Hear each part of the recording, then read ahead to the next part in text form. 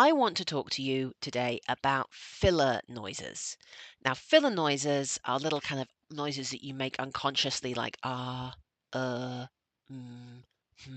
those kind of like noises that slip into conversation sometimes.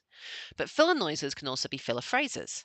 I think we all know somebody who says like a bit too much, or basically, those kind of things. Filler words and filler phrases are these little sounds that you make completely unconsciously when you are trying to tell the person that you're in a conversation with that you haven't finished speaking yet.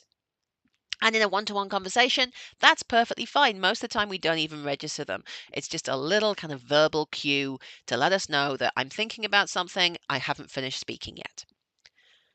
But when we get to a more formal circumstance, when we're in a meeting, when we're giving a presentation, we might be standing up and doing a speech, or even having a more difficult or challenging conversation with someone, those little filler noises, those little filler phrases, they start to make you sound hesitant.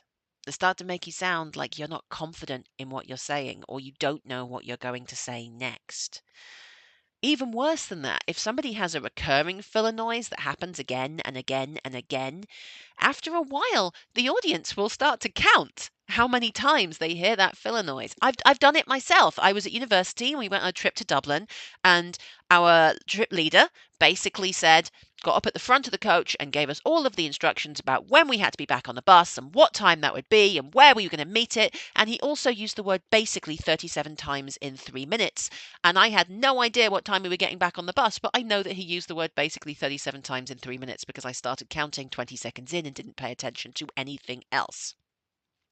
And that's the problem with filler noises.